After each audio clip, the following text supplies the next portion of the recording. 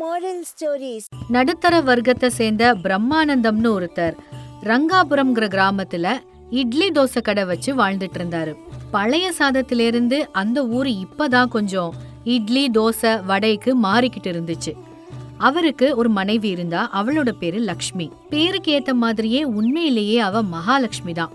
2 பேரும் அந்த ஊரோட மக்களோட இணக்கமா இருந்து ஹோட்டல்ல மகிழ்ச்சியா நடத்திட்டு இருந்தாங்க. பிரம்மானந்தத்துக்கு இரக்க குணம் ரொம்ப அதிகம். யாராவது கஷ்டத்துல இருந்தா அவங்களுக்கு வேண்டிய உதவியை செய்வாரு. அவர் கையில என்ன இருக்கு இல்ல இதெல்லாம் பார்க்கவே மாட்டாரு.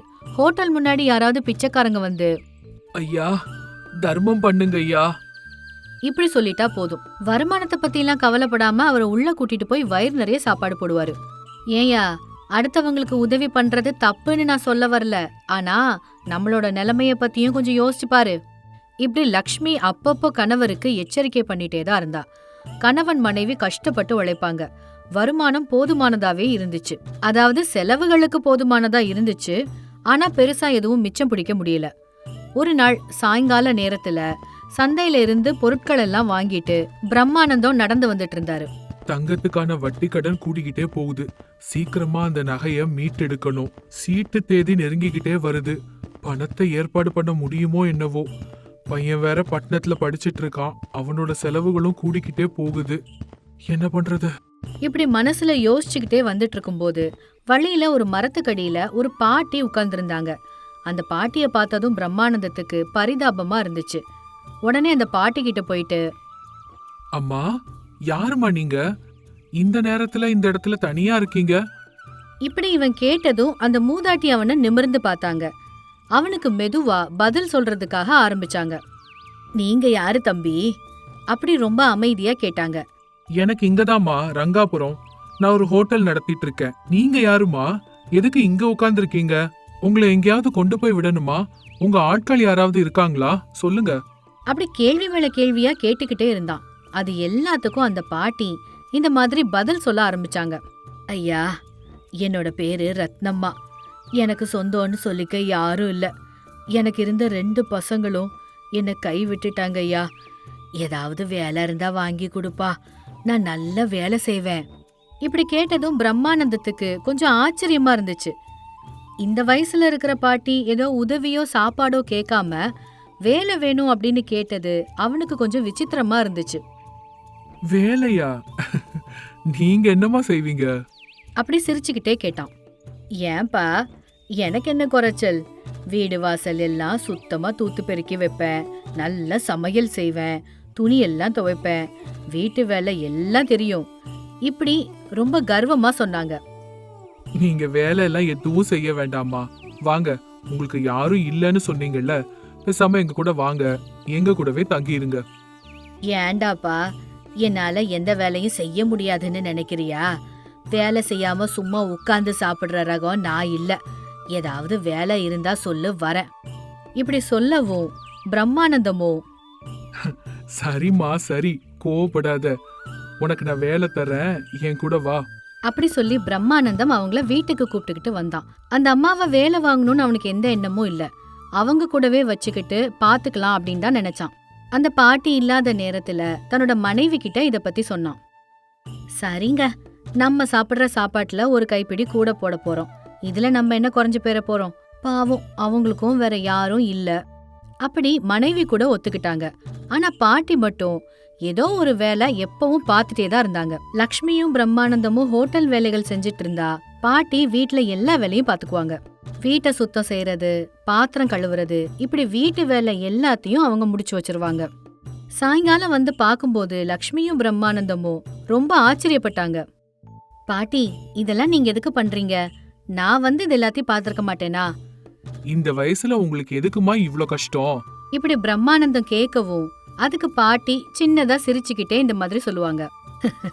இதுல என்னப்பா இருக்கு? இந்த மாதிரி வேலையெல்லாம் செஞ்சு எனக்கு பழக்கம்தான். விடுப்பா, இது அப்படி ஒன்றும் பெரிய கஷ்டமான வேலையெல்லாம் கிடையாது. இப்படி சொன்னாங்க. கொஞ்ச நாட்கள் கழிச்சு எல்லாரும் ஒன்னா உட்காந்து சாப்பிட்டுட்டு இருக்கும்போது அந்த பாட்டி அவங்க கிட்ட, ஐயா, ஹோட்டல்ல உன் பொண்டாட்டி மட்டும் தானே தனியா சமையல் செய்றா. நான் கூட உங்க கூட வந்து அவளுக்கு உதவி பண்றேனே. வேண்டாமா, அந்த அனல்லையும் அடுப்புலையும் நீங்க எதுக்கு? அதான் வீட்ல எல்லாம் செய்றீங்களே, அதுவே போதும். ஆமா பாட்டி, அந்த அனல்ல எனக்கே தலை சுத்துது. இதுல நீங்க வேற வந்து கஷ்டப்படணுமா? லக்ஷ்மி கூட வேண்டான்னு தான் சொன்னா. இப்படி நாட்களும் கடந்து போச்சு. ஒரு நாள் லக்ஷ்மிக்கு பயங்கரமான காய்ச்சல் வந்துச்சு. டாக்டர் கிட்ட கூட்டிட்டு போய் காட்டினாங்க. டாக்டரும் எல்லா டெஸ்டும் பண்ணி பார்த்துட்டு, மலேரியா மாதிரி தெரியுது. ஆனா பெருசா பயப்படுறதுக்கு ஒண்ணும் இல்ல. எல்லாம் சரியாயிடும். நான் உங்களுக்கு மருந்து எழுதி தரேன். தவறாம கொடுங்க. அப்படியே ஒரு வாரம் நல்ல ரெஸ்ட் எடுக்க சொல்லுங்க. இப்படி சொல்லிட்டு மருந்து கொடுத்தாரு.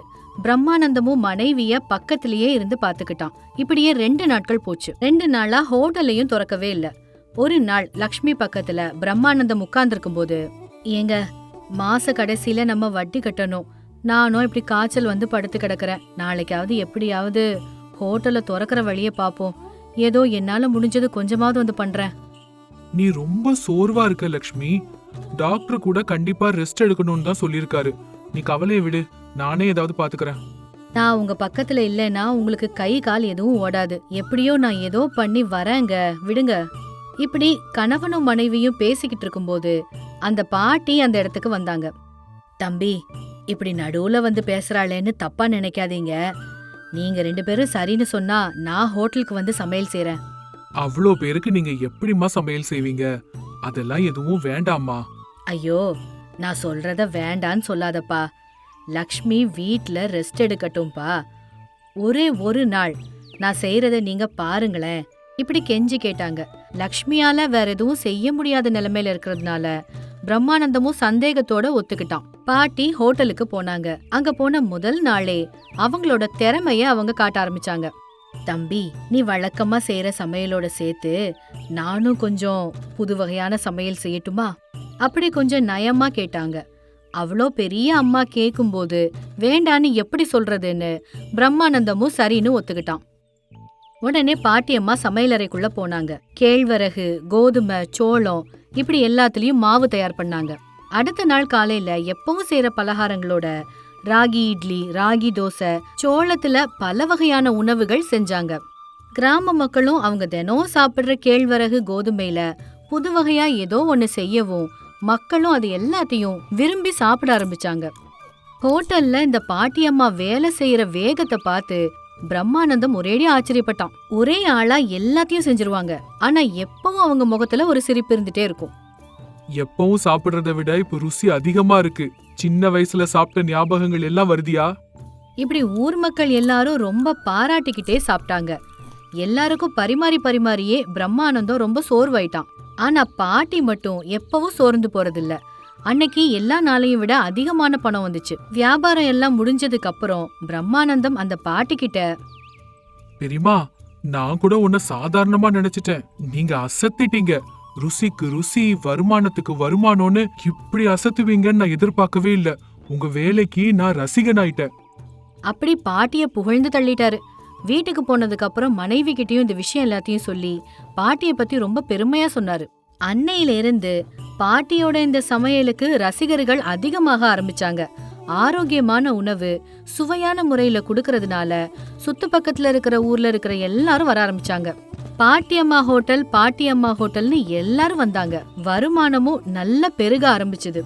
கடவுளே, இதே மாதிரி வருமானம் வந்துட்டு இருந்தா பையனோட படிப்புக்கோ இல்ல அந்த தங்கத்தை பத்தியோ இனி கவலையே இல்ல. எத்தனை ஜென்மம் எடுத்தாலும் இந்த பாட்டிக்கு நம்ம பட்ட கடனை தீர்க்கவே முடியாது. இப்படி மனசுல நினைச்சுக்கிட்டான். லக்ஷ்மி சரியாகி வந்ததுக்கு அப்புறமும் கூட பாட்டியே தான் சமைச்சாங்க. லக்ஷ்மியும் பிரம்மானந்தமும் சாப்பாடு பரிமாறினாங்க. பாட்டி வந்ததுக்கு அப்புறம் ஹோட்டல் வியாபாரம் நல்லா நடந்துச்சு.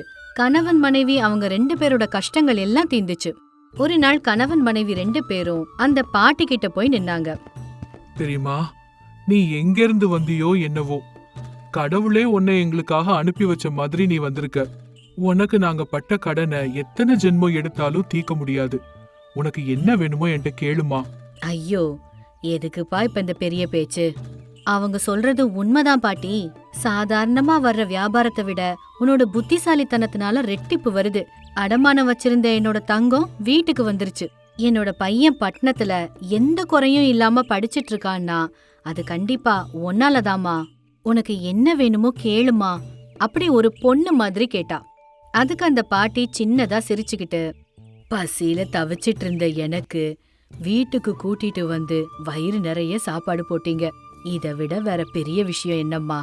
சொந்தக்காரங்களே என்ன வீட்டை விட்டு துரத்துனப்புறம் நீங்க 2 பேரும் எனக்கு குழந்தைங்களாயிட்டீங்க.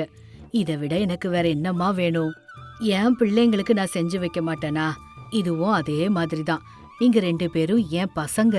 இப்படி ரொம்ப அன்பா எடுத்து சொன்னாங்க. உடனே பிரம்மானந்தமும் லக்ஷ்மியும் அவங்க கால்ல விழுந்து அவங்க கிட்ட ஆசீர்வாதம் வாங்கிக்கிட்டாங்க. அன்னையிலிருந்து ஹோட்டல்ல வந்த வருமானத்தை வச்சுட்டு 3 பேரும் சந்தோஷமா உதவின்னு வந்தவங்களுக்கு உதவி பண்ணிட்டு நிம்மதியா வாழ்ந்துட்டு இருந்தாங்க. அது புஸ்தகங்கள்ல படிக்கக்கூடிய அழகான கிராமம் இல்ல, ஏதோ மாயத்தீவும் இல்ல. உங்க ஊர் மாதிரி எங்க ஊர் மாதிரி அது ஒரு சாதாரண ஊரு. அந்த ஊர் மொத்தத்தையும் பாத்துக்கிற பண்ணையாரோட பேரு முத்துராஜு. அந்த முத்துராஜுவோட கோட்டையில எல்லாருக்கும் சமையல் செய்யறதுக்காக நியமிக்கப்பட்ட சமயக்காரனோட பேரு கங்காதரன். ஐயா, இன்னைக்கு என்ன சமையல் செய்யட்டுங்க? எத்தனை பேருக்கு சமைக்கணும்? இப்படி கங்காதரன் ரொம்ப மரியாதையோட பணிவோட கேட்டான். ஆனா முத்துராஜு அவருக்கு கீழே வேலை பார்க்கற வேலைக்காரங்கள ஒரு நாளும் மதிச்சது கிடையாது. ரொம்ப இழிவா பாப்பாரு. ஏதோ ஒண்ணு செஞ்சு கொண்டு வந்து கொட்டு. உப்பு காரத்தை போட்டு கலக்கி வைக்கிறதுக்கு ஏதோ பெருசா வேலை செய்யற மாதிரி 100 கேள்வி. அப்படி ரொம்ப கோவமா ஏளனமா பேசுவாரு. சரின்னு கங்காதரன் தனக்கு பிடிச்ச சமையலை செஞ்சு பரிமாறினா அதுக்கும் கோவப்படுவாரு. உனக்கு இஷ்டமான சமையலை செய்யறதா இருந்தா உன் வீட்டுல போய் செஞ்சுக்கோடா, என் வீட்டுல ஏண்டா வந்து பண்ற அப்படின்னு அப்பமும் கோவமா தான் சொல்லுவாரு. ஒரு நாள் பக்கத்து ஊரு கிராம அதிகாரியான ராஜரத்னம் முத்துராஜுவோட பங்களாக்கு வந்தாரு. ஐயா, உங்கள மாதிரி ஆளுங்க எங்க வீட்டுக்கு வர்றது எங்களுக்கு ரொம்ப பெருமைங்க. வாங்கய்யா வாங்க, ஒரு தடவை எங்க வீட்டுல நீங்க சாப்பிட்டுட்டு போகணும். அப்படி தன்னோட ஸ்தானத்தை கூட மறந்து போய் கேட்டாரு. இப்ப வேண்டாங்க, இன்னொரு நாளைக்கு வரேன். இப்படி கிராம அதிகாரி ரொம்ப நாசூக்கா வேண்டான்னு மறுத்தாரு. ஆனா முத்துராஜுவோ விக்ரமாதித்தன் மாதிரி பிடிவாதமா அவங்க வீட்டுல சாப்பிட்டே ஆகணும்னு ரொம்ப ரொம்ப வற்புறுத்தினாரு. இவர் இவ்ளோ தூரம் வற்புறுத்தி கேட்கவும் கிராம அதிகாரிக்கும் வேற என்ன பண்றதுன்னு புரியாம சாப்பாடு சாப்பிடுறதுக்காக ஒத்துக்கிறாரு. வேக வேகமா அவருக்காக சமையல் பண்ணி பல வகையான பலகாரங்களை பரிமாறினாங்க. அவரு கொஞ்சமா சாப்பிட்டுட்டு மத்தது எல்லாத்தையும் விட்டுட்டாரு. அன்னைக்கு நிறைய சாப்பாடு வீணாச்சு. இது எல்லாத்தையும் சமையல்காரன் கங்காதரன் கவனிச்சுட்டு தான் இருந்தான். இப்படியே நடந்துட்டு இருந்துச்சு. ஒரு நாள் வெள்ளரிக்காய் வியாபாரியான ராஜையா முத்துராஜாவோட வீட்டுக்கு வந்தாரு. ஐயா, நமஸ்காரங்க ஐயா. அப்படி ரொம்ப மரியாதையா பணிவா வணக்கம் சொன்னாரு. ஏதோ பல நாள் குளிக்காதவ மாதிரி ரொம்ப அழுக்குமா கலஞ்ச தலையோடையும் இருந்தவன முத்துராஜு பார்த்தாரு. வேர்வை சொட்ட சொட்ட அந்த வியாபாரி நின்னுட்டு இருந்தாரு. என்னடா ராமையா, எதுக்காக இந்த பக்கம் வந்த அப்படின்னு ரொம்ப கேவலமா பார்த்தாரு. ஐயா, நீங்க ஒரு கட்டடம் கட்டணும்னு சொன்னீங்கல்ல ஐயா, ஊர் எல்லையில நான் அந்த கட்டடத்தை கட்டி முடிச்சிட்டேன். அதையே நம்ம நிலைநிறுத்திடலான்னு நான் நினைக்கிறேங்க ஐயா. சரி சரி, நீ கிளம்பு அப்படின்னு சொன்னதுக்கு அப்புறமும் அந்த ராமையா அங்கிருந்து கிளம்பாம நின்னுட்டு இருந்தான். எதுக்கு இப்ப நீங்க நின்னுட்டு இருக்க? அதான் கிளம்புன்னு சொல்லிட்டேன்ல. ஐயா, என் பொண்ணோட கல்யாணம் நெருங்கிட்டு இருக்கு. இந்த கூலி பணத்தை நீங்க சீக்கிரமா கொடுத்துட்டீங்கன்னா இந்த அவசர காலத்துல அது ரொம்ப உதவியா இருக்கும் ஐயா. அப்படி தயங்கி தன் மனசுல இருந்த விஷயத்த சொன்னாரு. இப்ப என்ன, நீ கோலாகலமா ஆடம்பரமா கல்யாணத்தை நடத்த போறியா என்ன? ஏதாவது ஒரு கோயில்ல போய் மஞ்ச கயிறை கட்ட சொல்லு. உங்க மொகர கட்டைங்களுக்கு அதுவே போதும். இப்படி ரொம்ப அலட்சியமா வார்த்தைகளை விட்டாரு. இத கேட்டு ராமையாவுக்கு ரொம்ப ரொம்ப வருத்தமா இருந்துச்சு. ஐயா, இப்படி சொன்னா எப்படிங்க ஐயா?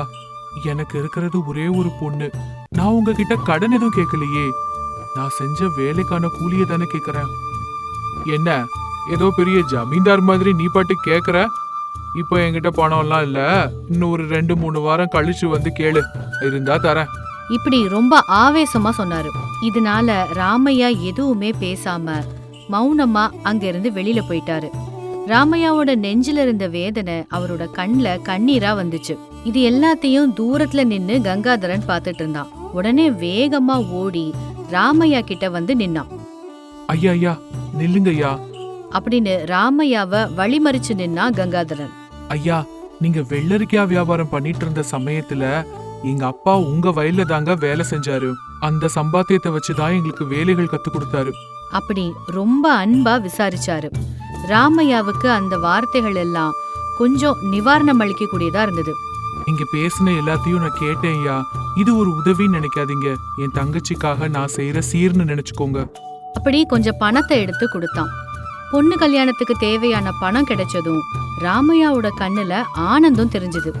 அந்த பணத்தை வாங்கிட்டு வெள்ளரிக்காய் வியாபாரி ராமையா வீட்டுக்கு போயிட்டாரு. ராமையாவை அனுப்பிட்டு கங்காதரன் மறுபடியும் வீட்டுக்குள்ள வந்தாரு. இது ராமையாக்கு மட்டும் இல்ல, தனக்கு கீழே வேலை பார்க்கிற யாருக்குமே சரியான சமயத்துல பணம் அவர் கொடுத்ததே கிடையாது. கேட்டா கூட ஏதாவது ஏளனமா பதில் சொல்லி அவங்கள ரொம்ப ரொம்ப கேவலப்படுத்துவாரு முத்துராஜு. பெரிய உத்தியோகத்துல இருக்கிற கிராம அதிகாரிகள், ஊர் தலைவர்கள் இப்படி யாராவது வந்தாங்கன்னா அவங்களுக்கு நிறைய செலவு பண்ணுவாரு. அவருக்கு கீழே வேலை பார்க்கறவங்களுக்கு மட்டும் ஒழுங்கா பணம் கொடுக்காததால அவங்க நேரத்துக்கு அவங்க கஷ்டத்தை தீர்த்துக்க முடியாம ரொம்ப ரொம்ப அவதிப்பட்டாங்க. இந்த விஷயத்த கங்காதரன் முதல்ல இருந்தே கவனிச்சுட்டு தான் இருந்தாரு.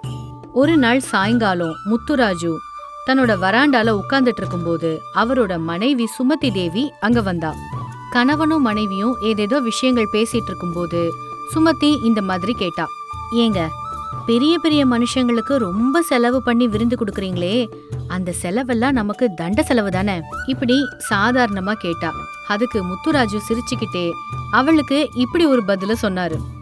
இந்த மாதிரி இருக்கிறவங்களுக்கு விருந்து கொடுக்கறது நம்ம வியாபாரத்துக்கு ரொம்ப ரொம்ப நல்லது. இன்னைக்கு இல்லாட்டினா கூட நாளைக்கு நம்மளோட காரியங்கள் எதுக்காவது அது உதவும். இப்படி இருக்கிறவங்களெல்லாம் எப்பவும் நம்ம கைக்குள்ளேயே வச்சுக்கணும். அப்படி அவரோட யோசனைய ரொம்ப பெருமையா சொன்னாரு. ஆனா நம்ம கிட்ட வேலை பாக்குறவங்களுக்கு நம்ம ஒழுங்கா பணம் கொடுக்கறது இல்ல. அவங்க எல்லாரும் வேலையை விட்டு நின்னுட்டா நம்மளால என்னங்க செய்ய முடியும்?